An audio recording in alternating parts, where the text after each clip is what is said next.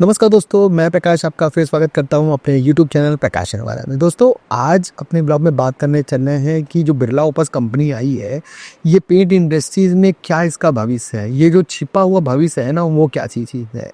नमस्कार दोस्तों, मेरा नाम प्रकाश है और मैं अपने YouTube चैनल प्रकाश वाला के लिए पेंट से रिलेटेड, पेंट कंपनियों से रिलेटेड वीडियो बनाता रहता हूँ। अगर मेरी वीडियो आपको पसंद आ रही है तो प्लीज़ मेरे चैनल को सब्सक्राइब कीजिए और मेरी वीडियो को लाइक कीजिए और लोगों को बताइए कि मैंने एक ऐसा यूट्यूब चैनल बनाया है जिसमें पेंट से रिलेटेड वीडियो बनाता रहता हूँ। आज अपने ब्लॉग में एक नया टॉपिक लेकर मैं आया हूँ कि क्या है बिरला ओपस, आगे का भविष्य क्या है, किस तरीके से आई है, क्या इस पे हम लोग वो लगा सकते हैं, क्या इसमें हम लोग मार्जिन ले सकते हैं, मतलब इसी सब टॉपिक पे बात करेंगे। तो चलिए शुरू करते हैं अपना ये वाला ब्लॉग। तो दोस्तों, सबसे पहले बात आती है एक इंट्रो की कि बिरला ओपस एक्चुअल में क्या है। बिरला ओपस, जैसा कि बिरला लिख के आता है, वो बिरला की कुमार मंगलम बिरला जी की कंपनी है और इनका एक बहुत ये ड्रीम प्रोजेक्ट रहा है कि पेंट इंडस्ट्री में आना। हुआ क्या था कि बहुत पहले की बात है कि एशियन पेंट को अचानक से लगा और बाकी पेंट कंपनियों को लगा कि पुट्टी में बड़ा मार्जिन है और धीरे धीरे वो सब पुट्टी में, जो पाउडर पुट्टी में आना शुरू किया। इन लोगों ने पुट्टी किसी थर्ड पार्टी से अपना खुद भी बना के मार्केट में ला ले।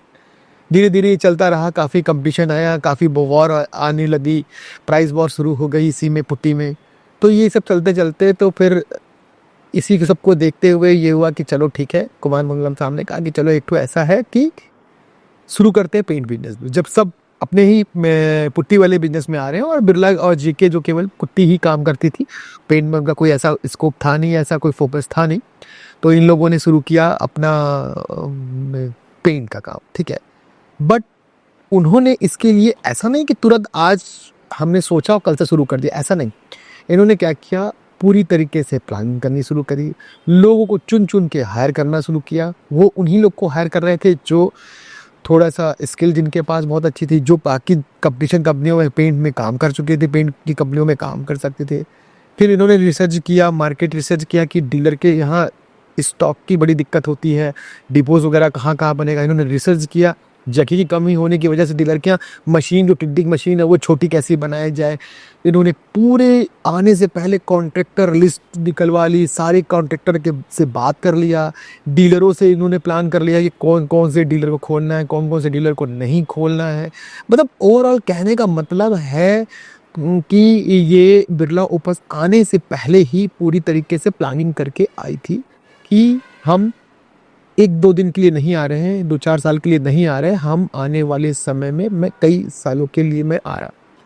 तो दोस्तों, सबसे पहली बात कि कैसे बेहतर है कंपनी दूसरी कंपनी से, मतलब बिरला ओपस बाकी और कंपनियों से कैसे बेहतर है, इस पे पहले हम लोग बात करेंगे।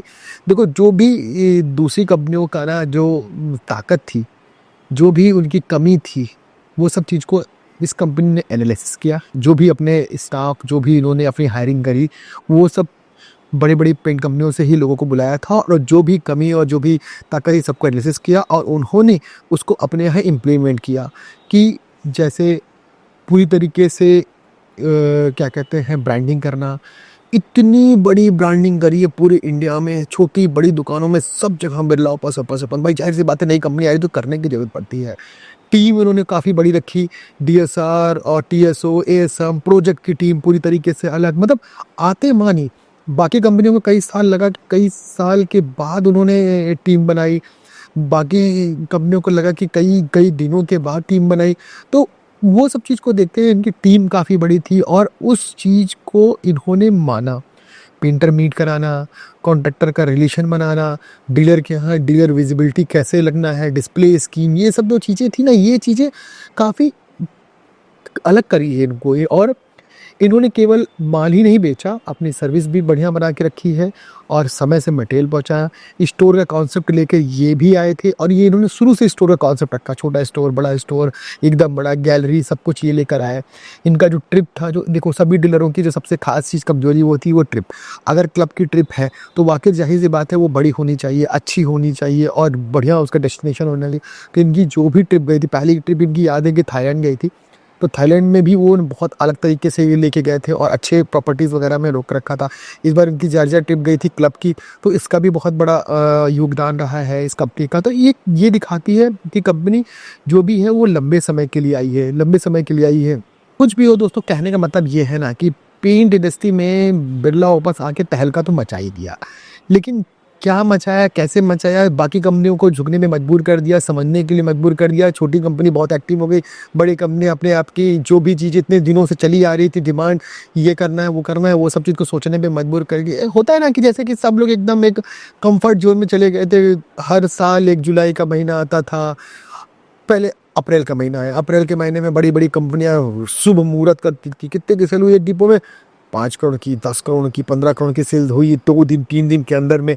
फिर उसके बाद धीरे धीरे जैसे अप्रैल मई ख़त्म होता है, जून में कुछ नई एक्टिविटीज़ आ जाती थी, जुलाई आते मान दिवाली की तैयारी, जुलाई में ये इनामी का रेट, दिसंबर का रेट।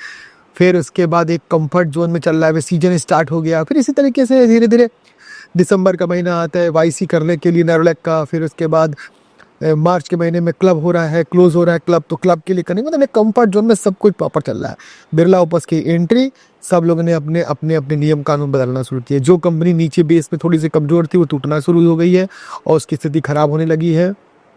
और बाकी कुछ भी हो कहने के लिए अब तो ये हो गया है कि ना एशियन को कोई टक्कर देने के लिए एक कंपनी जो आई है तो बिरला ओपस कह सकते हैं, कोई गलत चीज़ें नहीं कहा जा सकती, क्योंकि पूरी तैयारी के साथ थी और एशियन को ही फॉलो कर रही है। सबसे बड़ी बात ये सारी जो चीज़ें हैं ना, क्योंकि एशियन से ही लोग गए वहाँ पे कोई अलग से एकदम फ्रेशर्स लोग नहीं गए, वहाँ से एशियन से ही लोग गए हैं और वो उस चीज़ को ये चीज़ समझ भी रहे हैं कि हमें इस कंपनी को किस तरीके से ड्राइव करना है। ठीक है, दूसरा पहले होता था ना कि एशियन को कोई टक्कर देने के लिए कोई नहीं कहने के लिए, तो ये हो सकता है। और पहले नंबर से लेके दूसरे नंबर के बीच में जो इतना बड़ा गैप है ना, उसको ये फिलफिल करने के लिए मादा रखती है, ये तो नो डाउट, इसके कहने के लिए कोई चीज़ नहीं। अब बात करते हैं दोस्तों इस कंपनी में फ्यूचर को लेके कमी क्या क्या है। दोस्तों कहा तो जाता है कि सबके लिए कंपनी आई है, मतलब शुरू से ओपन है, सबके लिए ओपन मार्केट सिचुएशन लेकर आई है। बट अगर एक्सक्लूसिविटी नहीं देंगे तो डीलर कमाएगा कैसा। कई कई ऐसी मार्केट जैसे कानपुर वगैरह में ऐसी में लगातार एक साथ 10 से 15 दुकानें हैं, सब 10 से 15 दुकानों में अगर एक ही मटेरियल बिकेगा तो जाहिर सी बात है कि वो उसके अलग अलग रेट होंगे। अब जब अलग अलग रेट होंगे तो सभी लोग चाहेंगे कि कस्टमर हमारे पास है। तो एक्सक्लूसिविटी ना देना ये भी थोड़ा सही नहीं माना जा रहा है। अगर कंपनी ने एक्सक्लूसिविटी कुछ एरिया में अगर कर ले, अच्छे डीलर को छाट ले और एमओपी बना के काम करे तो वाकई इसमें बहुत अच्छा लाभ इनको मिल सकता है।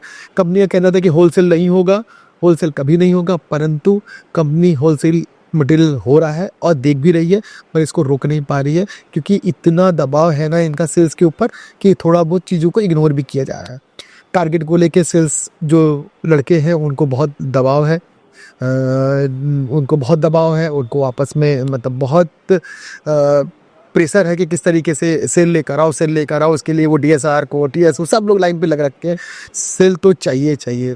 वो ब्रांड अभी कस्टमर इंड कस्टमर तक जो यूज़ कर रहा है उसके तक पूरी तरीके से पहुंचने में नाकाम है। धीरे धीरे ये ऐड वगैरह पे लेकर आ रहे हैं, बट अभी लोगों को ये बिरला ओपस पेंट कंपनी से, एशियन पेंट एक पेंट कंपनी है, बिरला ओपस पेंट कंपनी है, ये अभी थोड़ा समझने में थोड़ा सा टाइम लगेगा। पेंटर को इतना सर चढ़ा रखा है भाई साहब, बट बिरला ओपस ने इतना पेंटरों को इतना पॉइंट, इतना टोकन और इस सब चीज़ दे रखा है ना, पेंटर इतना आसमान ये देखेगा कभी ना कभी ऐसा होगा कि कहीं इन्हीं को ना पलट के काटने लग जाए। तो इसलिए थोड़ा सा इसमें अगर कंट्रोल करके डीलरों को थोड़ा सा ध्यान देने लग जाए ना तो कंपनी को आगे जाने कोई नहीं हो सकता। और एक चीज़ और भी मान सकते हैं कि डीलर ही किसी कंपनी को चढ़ा सकता है और किसी कंपनी को मार्केट से उतार सकता है। अगर डीलर पे सपोर्ट होगा तो वाकई बहुत आगे जाएगा। प्रोफेशनल बहुत है, हर चीज़ को लेके थोड़ा प्रोफेशनल माना जाता है। रिलेशन बनाने में थोड़ी सी कमी है, इसलिए क्या बोलते हैं, थोड़ा सा इस कंपनी इस पे कोशिश कर रही है, लोगों से मिल रही है, जुल रही है, सब कुछ ये कर रही है। और आगे भी देखते हैं क्या होगा, कैसा इसका फ्यूचर है। आप लोग भी बताइए, अगर आपको ये वीडियो सही लग रही है तो आप लोग भी बताइए कि क्या इस कंपनी को पे दांव लगाना सही है, क्या इस कंपनी का फ्यूचर बहुत सही है, क्या इस कंपनी में पैसा लगाना सही है, क्या इस कंपनी में कॉन्ट्रैक्टर अपनी लाइफ सेट कर सकता है, क्या इस कंपनी में प्रोडक्ट जो है इस कंपनी के प्रोडक्ट बहुत सही रहेंगे। तो हमारे हिसाब से तो कंपनी भी बड़ा दांव करने आई है, बहुत बड़ी खेल खेलने आई है। आने वाले समय में देखिए क्या होता है। आप लोग भी बताइए कमेंट करके कि कैसा ये ब्लॉग है और बिरला ओपस का क्या इतिहास रहा है, आप लोग बताइए। इस पे चर्चा करते हैं आज कमेंट बॉक्स में, देखते हैं किसका मैसेज कितना मैसेज आता है और इस पे क्या प्लस क्या माइनस है, आप लोग बताइए। वीडियो अच्छी लग रही है तो प्लीज़ लाइक कीजिए। आज अपने ब्लॉग में इतना रखते हैं। Thank you very much. जय हिंद।